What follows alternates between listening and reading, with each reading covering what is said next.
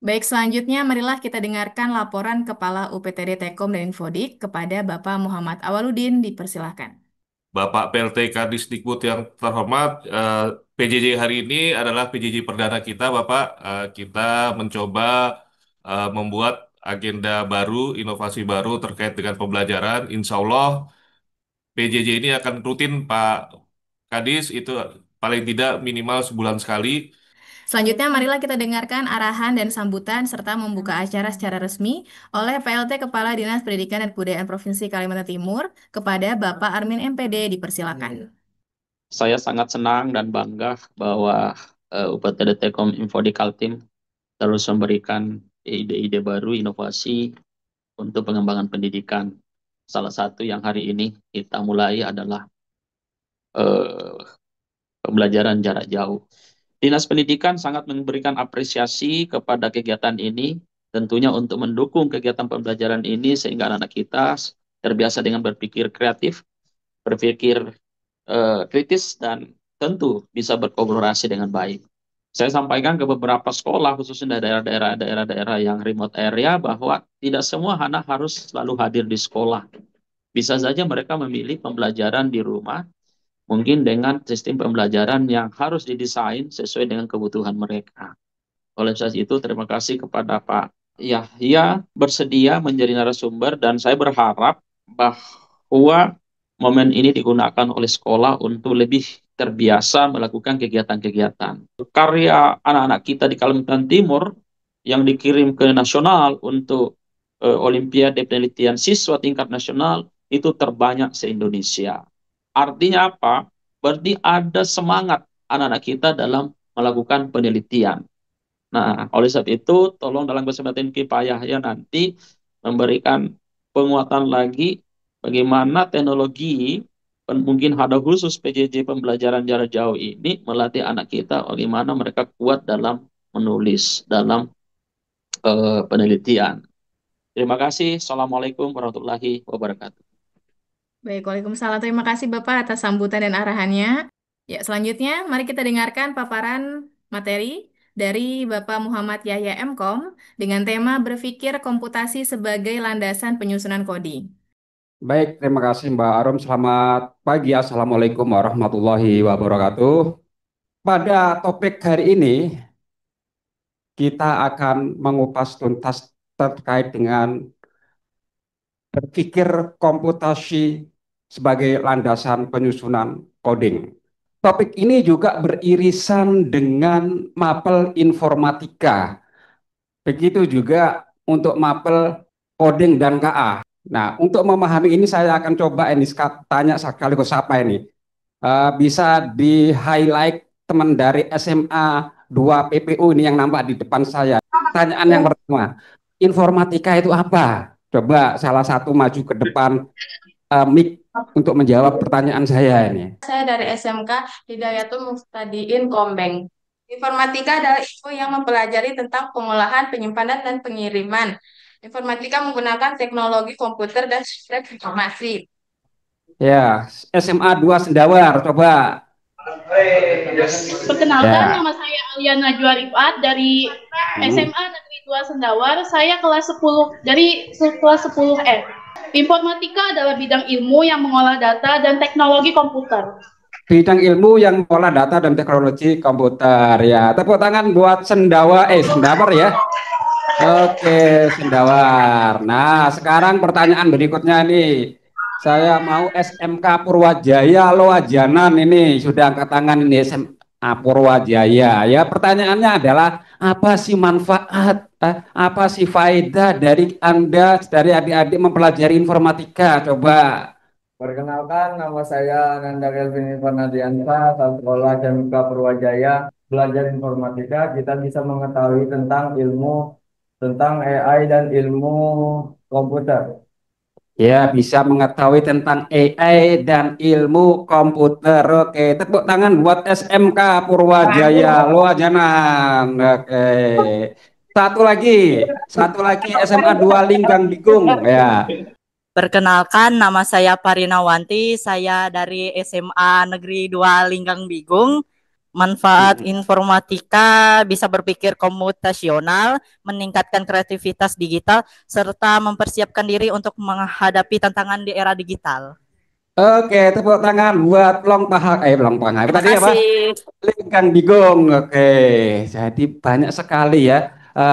Kalau kita berbicara informatika tadi disebutkan kita mampu berpikir secara computational thinking, kita bisa berinovasi, berkreasi. Nah, sekarang saya akan coba bahas lebih lanjut dari apa yang adik-adik tadi jelaskan ya.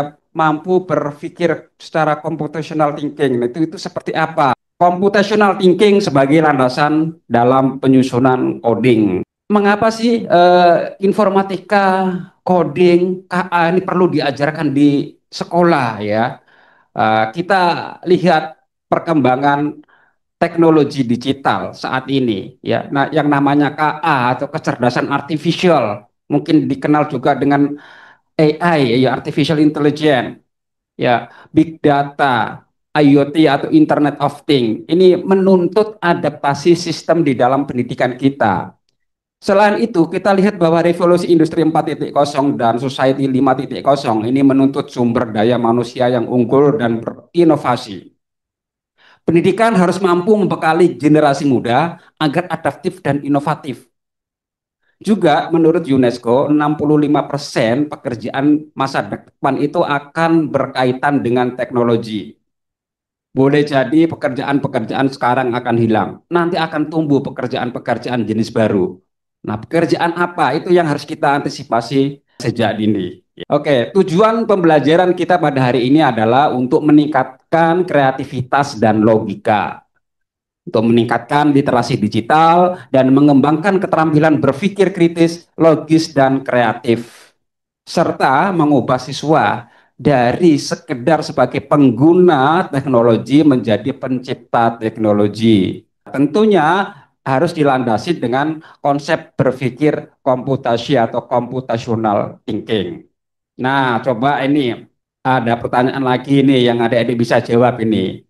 Coding ini hanya untuk anak-anak yang suka matematika atau komputer aja. Coba ini dijawab. Mitos atau fakta? Ini siapa ini yang jawab ini sebaiknya nih? Mitos, Pak. Jawabannya, Pak. Gimana? Benar atau enggak, Pak? Oke, betul sekali. Ya, jadi coding ini bisa dipelajari oleh siapa saja ya. Tujuan utama dalam pendidikan adalah melatih logika, kreativitas dan pemecahan masalah, bukan sekedar menjadi ahli komputer. Pertanyaan berikutnya, ya. Coding terlalu sulit ini untuk diajarkan di tingkat SMA. Jawaban kami mitos, Pak. Oke, luar biasa. Tepuk tangan ya untuk dari Siluk Murai ya. Betul sekali. Jadi dengan pendekatan misalnya coding dan blok, coding ini bisa diajarkan bahkan di tingkat PAUD, SD pun sekarang ya. SD, SMP sekarang itu belajar coding. Bahkan ke depan ini tahun depan ini PAUD juga akan belajar coding juga tahun depan ini ya. Tahun ini baru berlaku untuk SD, SMP, SMA dan SMK. Kalau perguruan tinggi udah lama ya. Ya, pendekatannya beda. Ya, ada pertanyaan lagi nih. Coding ini hanya untuk orang-orang pintar aja nih. Hanya untuk orang untuk pintar teknologi. Ya, boleh dipilih lagi Mbak Arum. Saya Muhammad Rafa Rizky dari kelas 10 RPL SMK Negeri 6 Balikpapan. Ingin menjawab pertanyaannya. Soalnya itu tadi kalau nggak salah coding hanya untuk orang pintar teknologi. Jawabannya itu mitos karena coding itu bisa dilakukan siapa saja. Ya, benar sekali ya. Mitos ya. Coding semua orang itu bisa belajar coding ya. Asalkan punya niat dan kemauan yang kuat. Semua kita dari semua bisa belajar coding. Nanti kita akan coba seperti apa ya. Nah, terkait dengan berpikir komputasional tadi adalah cara berpikir logis dan sistematis, bukan sekedar belajar komputer. Nah, coding sendiri, kalau kita merujuk pada bukunya Mick Connell, ya, adalah sebuah proses menerjemahkan keinginan manusia ke dalam bahasa yang dimengerti komputer. Nah, ini yang tampil di layar laptop saya ini adalah coding, ya, coding yang barangkali hanya dipahami oleh orang-orang yang sudah ahli di dalam itu, tetapi nanti adik-adik nanti bisa memahami ini coding ini apa maksudnya ya. Jadi belajarnya step by step, tidak langsung yang rumit seperti ini ya. Kemudian berpikir komputasional adalah proses berpikir untuk penyelesaian masalah secara sistematis dan efisien. Konsep berpikir komputasional mencakup 4 komponen utama. Sebelum saya masuk ke paparan berikutnya, saya mau lihat jawaban dari SMK SPP Samarinda, raise hand ini. 4 pilar atau fondasi berpikir komputasional Ya. adalah dekomposisi, pengenalan pola, abstraksi, dan algoritma. Oke, betul sekali. Tepuk tangan buat SMK SPP ya. Nah, ada dekomposisi, ya, ada pattern recognize, ada abstraction dan algoritma. Dekomposisi adalah bagaimana kita memecah, ya, memecah bagian-bagian dari sebuah permasalahan besar. Masalah yang kompleks akan mudah dikerjakan jika diurai per item, per bagian-bagian. Itu dekomposisi. Proses berikutnya kita bisa melakukan yang namanya pattern recognize, ya, look similar atau trend. Kita bisa melihat kecenderungan, kita bisa melihat kesamaan, kita bisa melihat perulangan, kita bisa melihat dari sisi bentuk, kita bisa lihat dari sisi warna. Itu yang disebut dengan pattern atau pola. Kemudian berikutnya adalah abstraction atau abstraksi, yaitu fokus kepada hal-hal yang dianggap penting, hal-hal yang menjadi objek utama, ya, hal-hal yang tidak penting kita singkirkan, sehingga pada proses akhir kita bisa melakukan apa yang disebut algoritma, melakukan instruksi, membuat instruksi step by step dari sebuah problem atau langkah. Untuk lebih memahami, saya coba buat salah satu contoh, ya, contoh PBL atau problem based learning, ya. Anak ingin menemukan jalan tercepat dari gerbang sekolah ke area bermain di taman, yang mana area bermain dan pintunya bisa lebih dari satu. Nah, kita akan coba ini uraikan ke dalam 4 hal berpikir komputasional. Yang pertama adalah melakukan dekomposisi, menguraikan masalah. Si siswa tadi akan membuat sebuah analisis penyelesaian. Taman ini ternyata punya beberapa jalur dengan berbagai rintangan yang berbeda. Dia menguraikan itu. Kemudian dia melakukan pengenalan pola. Ternyata jalur tanpa rintangan ini lebih cepat. Kemudian pada berikutnya dia melakukan proses apa yang disebut abstraksi. Abaikan hal-hal yang nggak penting, misalnya abaikan bunga yang ada, dekorasi yang ada di jalur tersebut, tapi hanya fokus pada jalur atau rintangan yang tepat. Sehingga diambillah sebuah keputusan dengan menyusun langkah-langkah seperti yang mulai dari pintu gerbang, pilih jalur yang lurus, ya. Kemudian jika ada rintangan, pilih cabang yang terdekat sehingga kita bisa melanjutkan ke arena bermain dengan cepat. Nah, ini salah satu contoh berpikir komputasional dengan menguraikan, menganalisis dari sisi dekomposisi, pattern recognize, abstraction, dan algoritma. Kita kasih contoh lain lagi, ya, sebuah tanaman di kebun percobaan sekolah itu mengalami pertumbuhan yang lambat. Nah, beberapa siswa menduga penyebabnya adalah kekurangan cahaya dan air. Sementara yang lain mengatakan bahwa jenis pupuk dan suhu lingkungan juga berpengaruh. Nah, bagaimana kalian bisa mengetahui penyebab utamanya? Nah, dan menyusun solusi ilmiah untuk mengatasinya. Kita bisa urai ini, ya, dengan konsep berpikir komputasional. Step pertama yaitu dekomposisi, menguraikan masalah. Nah, siswa ini akan memecah-mecah bagian-bagian yang tertentu menjadi kecil, ya. Yang pertama adalah apakah intensitas cahaya memadai pada setiap tanaman. Kemudian apakah kadar airnya juga cukup? Apakah jenis pupuk yang digunakan, ya? Kemudian berapakah suhu siang dan malam di lokasi tersebut, dan apakah tanahnya juga cocok untuk jenis tanaman itu, sehingga nanti didapatkan outputnya yaitu daftar variabel yang bisa diuji. Langkah berikutnya adalah pattern recognize atau pengenalan pola. Di sini siswa mulai membandingkan kondisi pertumbuhan tanaman di tempat yang berbeda.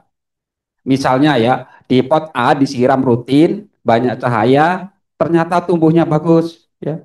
Di pot B disiram cahaya sedikit dan tapi pertumbuhannya lambat. Sementara di pot C disiram cahaya banyak, tapi tanpa pupuk dan pertumbuhannya sedang. Nah, dari hasil pengenalan pola didapatkan output bahwa siswa mulai mengenali bahwa ternyata cahaya dan pupuk ini mungkin berpengaruh besar dari pertumbuhan tanaman. Kemudian, proses berikutnya siswa akan melakukan apa yang disebut abstraksi, memfokuskan pada variabel yang paling mempengaruhi pertumbuhan dan hasil pola tadi. Singkirkan variabel-variabel yang tidak banyak mempengaruhi pertumbuhan tanaman, ya misalnya kelembapan yang stabil di semua pot. Kemudian fokus pada cahaya, pupuk, dan air, 3 variabel ini yang sangat mempengaruhi. Sehingga didapatkan output daftar faktor penting yang jadi prioritas untuk penyelidikan lebih lanjut. Setelah hal itu dilakukan, step yang terakhir adalah mereka menyusun solusi. Menyusun solusi dengan algoritma sesuai dengan 3 proses sebelumnya, yaitu mulai langkah-langkah pertama yaitu ukur intensitas cahaya di setiap lokasi. Kemudian membandingkan pertumbuhan tanaman dengan intensitas cahaya. Langkah ketiga, cek dosis dan jenis pupuk yang digunakan di setiap pot. Kemudian lakukan uji coba kecil. Tanaman A, cahaya penuh plus pupuk. Tanaman B, cahaya kurang plus pupuk ya. Kemudian tanaman C, cahaya penuh tanpa pupuk. Kemudian catat data pertumbuhan selama 1 minggu. Tarik kesimpulan dan buat rekomendasi perbaikan. Outputnya rencana aksi terstruktur yang bisa langsung diuji coba diterapkan. Nah, ini salah satu penyelesaian masalah sehari-hari yang bisa juga diselesaikan secara computational thinking. Jadi tidak selalu terkait dengan coding ya. Satu contoh yang terakhir lagi. Ya, kita kasih contoh. Adik-adik diberi problem, masalah atau ya membuat mobil otonom rintangan ya atau obstacle course, yaitu tujuannya adalah mobil ini bisa bergerak otonom menelusuri lintasan dan menghindari rintangan untuk mencapai finish. Kinerja diukur dari waktu tempuh, jumlah tabrak dan nyentuh rintangan dan efisiensi lintasan. Kita coba urai ini dari sisi dekomposisinya dulu. Pertama, siswa memecah masalah besar menjadi bagian kecil, yaitu pertama adalah persepsi tentang sensor itu. Yang mana sensor ini akan mendeteksi jarak rintangan, garis, dinding, dan lain-lain. Kemudian keputusan kapan belok dan berhenti, memperlambat pemutarannya atau berbalik arah. Kemudian aksinya, kontrol kecepatan. Ya, kemudian ada rem atau bunyi atau buzzer ketika dia menabrak gitu ya. Kemudian terkait dengan navigasi, strategi lintasan, mengikuti dinding, ikuti garis atau yang lain ya. Kemudian dari sisi keselamatan ya, batas kecepatan yang harus disetting nanti ya, supaya nanti nggak kelajuan gitu ya. Dan evaluasi waktu ya, hitung penalti bandingkan percobaan ini. Ini dari sisi dekomposisi. Kita masuk ke pola. Nah, di sini nanti adik-adik harus mempelajari pola sensor ya. Pola sensornya seperti apa? Ada bisa itu sensor garis ya, sensor jarak atau sensor yang lain ya. Dan pola perilaku serta pola kegagalan juga harus kita pelajari dari mesin yang akan kita rancang gitu ya. Di bagian abstraksi menyederhanakan lingkungan ya menjadi sebuah state utama ya, jalur bersih, halang depan, lega di bagian kiri, lega di bagian kanan, hilang garis ya. Kemudian ringkas data mentah sensor menjadi lebih dekat, sedang atau jauh dan prioritaskan sinyal paling relevan misalnya ultrasonik ya. Sensornya seperti apa ya, rintangannya seperti apa. Ketika proses itu sudah dilalui maka proses yang terakhir adalah algoritma lagi ya, yaitu kita merancang langkah-langkah sistematis ya, strategi reaktif berbasis aturan atau rule base ya pada sensor, kemudian feedbacknya ya, jika halangan ada yang menghalang nanti seperti apa, dan mekanisme pemulihan setelah tabrakan itu seperti apa, ini nanti bisa diimplementasikan langsung dengan codingnya gitu ya. Nah, Jadi berpikir komputasional itu melatih siswa menyusun solusi ya, bukan hanya mengikuti, bukan hanya digunakan untuk membuat program komputer. Ternyata semua kasus dalam bidang kehidupan kita bisa diselesaikan dengan prinsip berpikir komputasional. Nah, bagaimana dengan coding? Coding adalah proses menerjemahkan keinginan manusia ke dalam bahasa yang dimengerti komputer ya. Nah, untuk menerapkan coding ini ada dua pendekatan ya. Ada dua pendekatan yang bisa kita pelajari itu. Ya. Pertama adalah block coding, yaitu kode dibuat dengan menyeret dan meletakkan blok-blok grafis. Ada yang text based, metode pemrograman yang menggunakan bahasa pemrograman tertulis, di mana instruksinya diberikan kepada komputer melalui teks. Ya, kalau kita lihat dari sisi kesulitannya, ya text based ini lebih sulit daripada block coding. Untuk adik-adik pemula ini bisa menggunakan yang block coding. Nanti saya coba berikan contohnya gitu ya, aplikasinya seperti apa.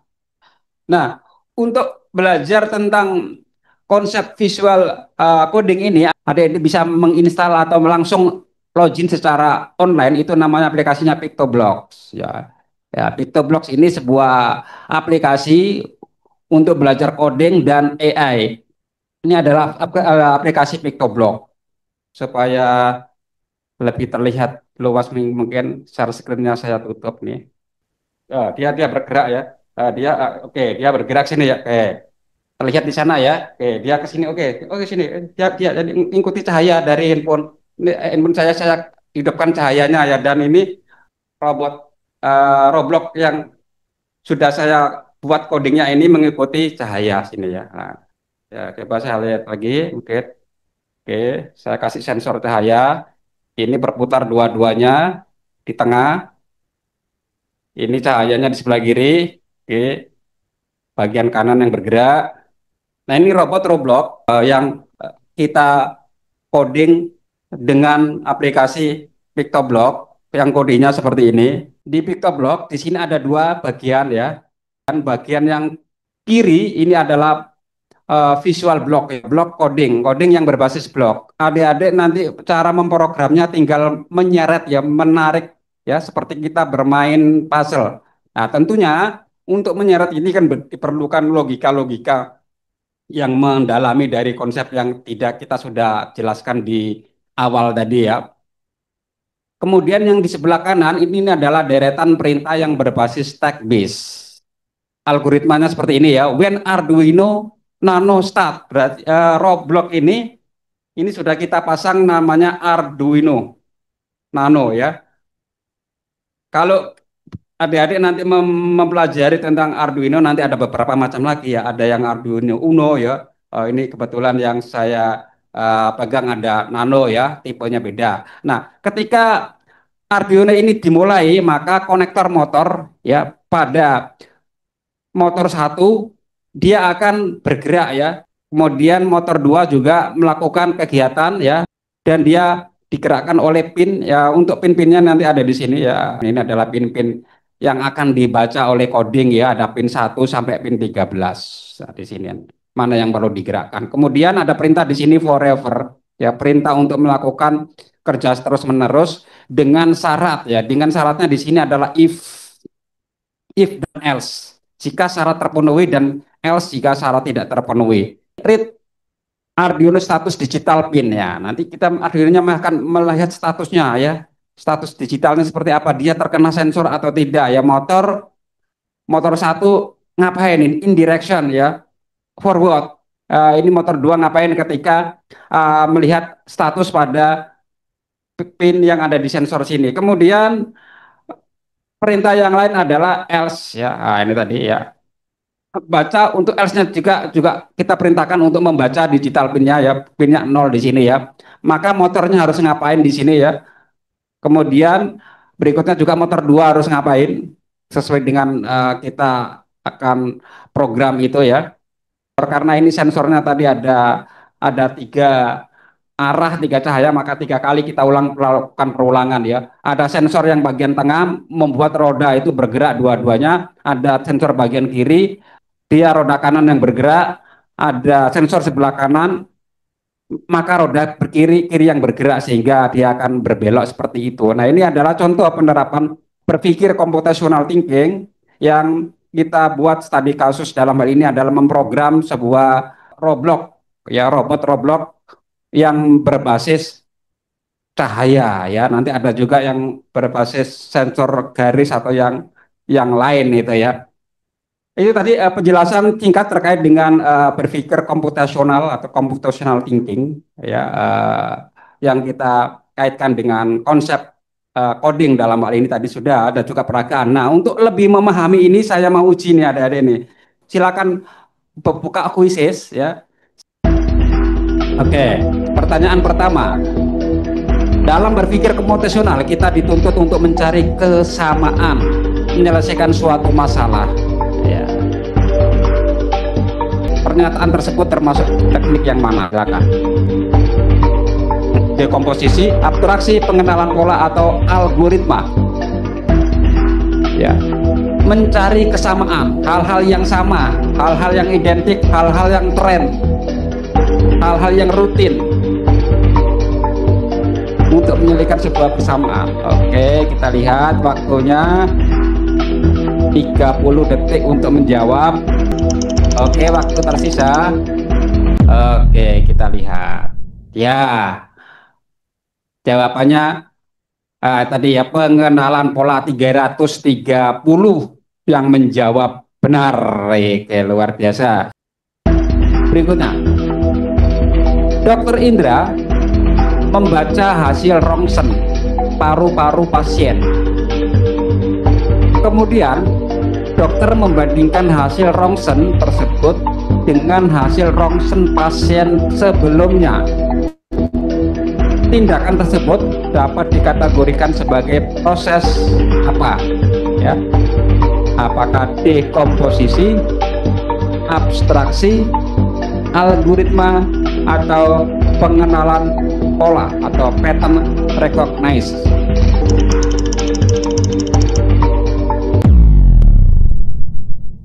Oke, SMK Nusantara masih yang pertama. Yang benar 223 menjawab benar, ya.